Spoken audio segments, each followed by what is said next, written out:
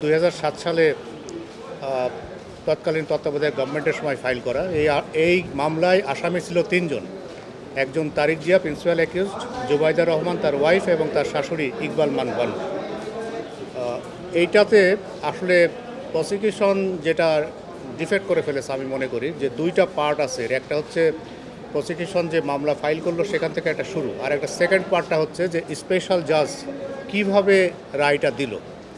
তো দেখেন, একটা মামলা ফাইল করছে, ডেট অফ অকারেন্স দেখাচ্ছে 82 সাল থেকে। 82 সালে তারেক রহমান বা তার ওয়াইফ দুজনেই আমার ধারণা যে স্কুল স্টুডেন্ট ছিল। তো সম্পদের মামলা স্কুল স্টুডেন্টদের বিরুদ্ধে এটা একটা গোড়ায় গলদ করে ফেলেছে। এর ব্যাখ্যা দেওয়া খুব কঠিন প্রসিকিউশনের পক্ষে। যে প্লাস হচ্ছে দেখেন যে এফআইআরের মধ্যেই বলছে যে জুবাইদা রহমান যিনি অ্যাপিল্যান্ট এখানে একমাত্র, তার বিরুদ্ধে 35 লক্ষ টাকা যে ওই disproportionate to her non source of income, তার জ্ঞাত আয় বহির্ভূত সম্পদ।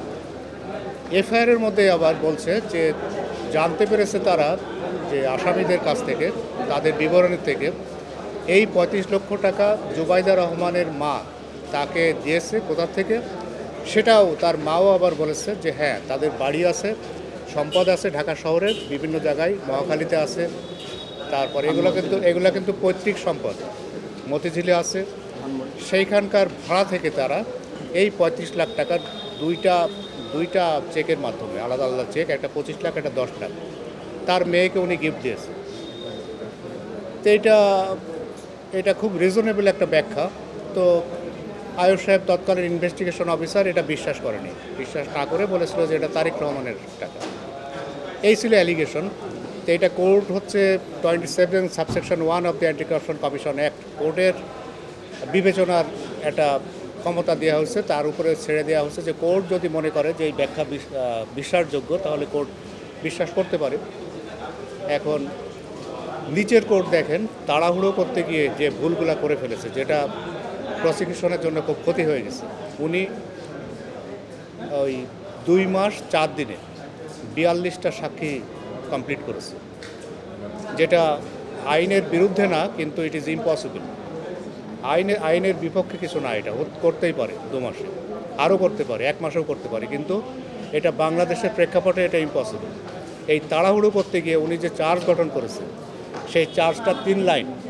মিনিমাম যে একটা মানুষের বিরুদ্ধে তুমি অভিযোগ গঠন করছো, তার বিরুদ্ধে অভিযোগ কী, একজন আসামি ভবিষ্যতে এসে যাতে তার যুক্তি খণ্ডন করতে পারে এই অভিযোগগুলোর ভিত্তিতে, সেই অভিযোগটাই উনি চার্জের মধ্যে লেখেন। এই চার্জটা হচ্ছে ডিফেক্টিভ। এগুলো হচ্ছে তাড়াহুড়ো করতে গিয়ে। এবং সাক্ষী লিখছে মনে হচ্ছে যেন উনি রায় দিচ্ছে। সাক্ষীর ভাষা হবে, সাক্ষী নিজে যে সাক্ষী হচ্ছে তার মুখের ভাষাটাই হবে সাক্ষীতে। এখন উনি রেকর্ড করছে কি ওনার নিজের মতো করে, তিনি তাকে এটা বলতে পারেন না। সাক্ষী যখন বলছে আমি এই করেছি, আমিই লিখতে হবে। ছিল মানে হচ্ছে যে ছিল। এখন এইটা হচ্ছে আমার এখতিয়ারাধীন না, আমি এটা রেফার করবো to the commission will take decision.